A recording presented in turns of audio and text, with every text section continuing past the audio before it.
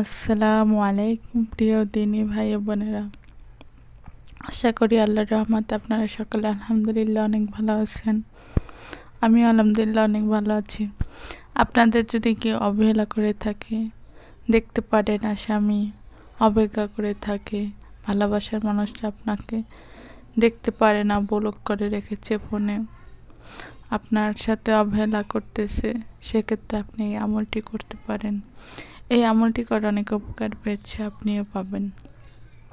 এই আমলটি আপনাদের আমি যে নিয়মে বলে দেব ওই নিয়মে করবেন, ইনশাল্লাহ হালালভাবে আমলটি করবেন। আমি যেভাবে বলবো সেভাবেই করবেন ইনশাল্লাহ। স্ক্রিনের উপরে আপনাদের জন্য আমি দোয়াটি দিয়ে দেব, আমি যেভাবে আপনাদের বলে দেবো এইভাবেই করবেন।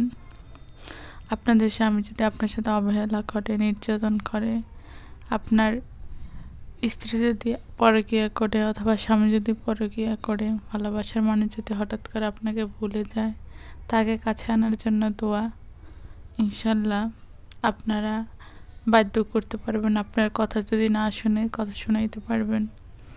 আগেই বলে হুট করে একজনের সাথে দেখা হলো, তাকে ভাল লাগলো, তার জন্য করবেন, সেটা কিন্তু হবে না। অবশ্যই আপনার পরিচিত হতে হবে, অনেক সম্পর্ক থাকতে হবে একটা, সেক্ষেত্রে হবে ইনশাল্লাহ। আপনারা আমলটি করার আগে 15 দিন তাবিজটা সাথে রাখবেন। 5 ওয়াক্ত নামাজ পড়তে হবে এই 15 দিন। তাহাজ্জুদ নামাজ পড়তে হবে প্রত্যেক নামাজ রাতে। আর প্রত্যেক নামাজের পর 2 রাকাত তাহাজ্জুদ, 2 রাকাত ইস্তেগফার, 2 রাকাত নফল নামাজ আদায় করতে হবে। এরপরে জায়নামাজে বসে স্ক্রিনের উপরে একটি দোয়া আছে, এই দোয়াটি আপনি কোনো একদিন নামাজ পড়ে বসে একটা জায়নামাজে এই আমলটি করবেন। আমলটি বলার আগে বলি, অবশ্যই হালাল কাজে ব্যবহার করবেন না, কোনো খারাপ উদ্দেশ্যে ব্যবহার করবেন না। বিয়ে করার উদ্দেশ্যেই করবেন অথবা ভালো পথে ভালো সম্পর্ক করার জন্য আমলটি করবেন। কোনো খারাপ উদ্দেশ্যে করবেন না, তাহলে কোনো কাজ হবে না, উল্টা আপনার ক্ষতি হতে পারে। তাই আপনারা খুবই সতর্ক অনুযায়ী আমলটি করবেন। আমলটি করার আগে অবশ্যই আপনি 15 দিন বেশি করে আস্তাগফিরুল্লাহ পড়বেন, বেশি বেশি দুরূদ পড়বেন, মোনাজাত ইসমা আযম দোয়াটি পড়বেন। আর তো বললাম সবসময় উঠতে বসতে হাঁটতে আস্তাগফিরুল্লাহ পড়বেন। আর আপনারা অবশ্যই ভালো কাজ করবেন, মা বাবার সাথে ভালো আচরণ করবেন। এটা কিন্তু খুবই একটা গুরুত্বপূর্ণ জিনিস, মা বাবার সাথে ভালো আচরণ করা আর বেশি বেশি দুরূদ পড়া। সবসময় ইনশাল্লাহ মুখের মধ্যে দুরূদ রাখতেই থাকবেন, জিকির রাখতেই থাকবেন। যত প্রকার ভালো কাজ করা যায় এই 15 দিন তত প্রকার করবেন। মনের মধ্যে কোনো অহংকার রাখবেন না, ইনশাল্লাহ তাকে উদ্দেশ্য করে খালি দোয়া করতে থাকবেন আল্লাহর কাছে নামাজের পরে। ইনশাল্লাহ দেখবেন আল্লাহর রহমত, আপনি যদি বিশ্বাস এবং গুরুত্ব অনুযায়ী করেন ইনশাল্লাহ আপনার কাজটা হবে।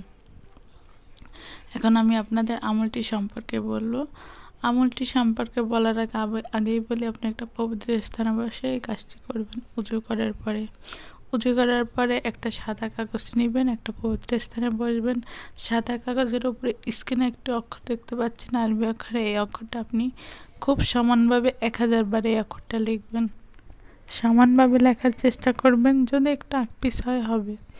1000 বার লেখার পরে এই দোয়াটি আপনি বাজার থেকে একটা তাবিজ আনবেন। অবশ্যই আপনাকে জাফরানের কালি দিয়ে অক্ষরগুলো লিখতে হবে সাদা একটা কাগজে। তারপরে বাজার থেকে একটা তাবিজ আনে, তাবিজটা মাদলির মধ্যে ভরে আপনি ডান হাতে 15 দিন ঝুলিয়ে রাখবেন ইনশাল্লাহ, তারপরে দেবেন। অবশ্যই আপনাকে এই তাবিজটা 15 দিন পর্যন্ত রাখতে হবে।